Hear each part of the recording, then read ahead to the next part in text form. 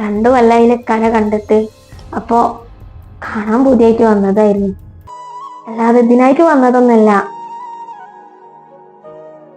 ഇക്കിപ്പോ ഇതിന്റെ ആവശ്യമൊന്നുമില്ല.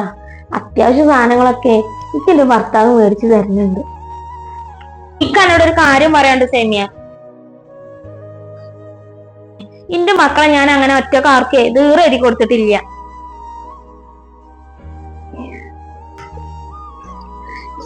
ഈ ഇമ്മാന്റെ ഒരു കാര്യം ഇത്താ, നിങ്ങളിപ്പോ അത് അവിടെ കൊണ്ടേക്ക്. ഇക്കിപ്പോ ഇതൊന്നും വേണ്ട. ഞാനേ ഇക്ക എണീറ്റാലേ ഇക്കാനെ വന്ന് കണ്ടോളാം.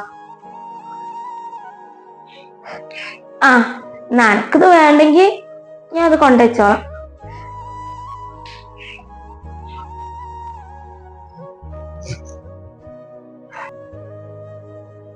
നിന്റെ പൊന്നുമ്മ, നിങ്ങൾ ഇങ്ങനെ ടെൻഷൻ ആവാതെ. ഞാൻ കണ്ടേ തീരെ വരാതിരിക്കൊന്നുമില്ല. ഇപ്പൊ ഏതായാലും ഞാൻ പോട്ടെ. എന്റെ ഉമ്മ ഇവിടെ ഉള്ളും കാലേ ഞാൻ എൻ്റെ ഉമ്മാന്റെ അടുത്തേക്ക് വരാതിരിക്കുവോ? അല്ലെങ്കിലും എന്റെ അടുത്ത് തന്നെ ഉമ്മ തെറ്റി. ഞാൻ മനസ്സിലാക്കണ്ടേനി. ഇക്കപ്പോ പഴയക്കൊന്നല്ല, എന്റെ കാകം മാറിയെന്നുള്ളത്. ഞാനിപ്പോഴും ഒരു പൊട്ടത്തി. എപ്പോഴേ ആ പഴയ കാലത്ത് അമ്മ നിക്കണത്. മോളെ, അതിനിപ്പോഴും പുരോഗമിച്ചിട്ടില്ല.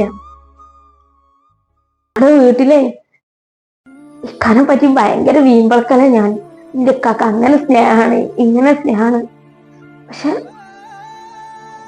എന്റെ ഒക്കെ ഒരുപാട് മാറി എന്നുള്ളത് അറിയാൻ വൈകിപ്പോയി.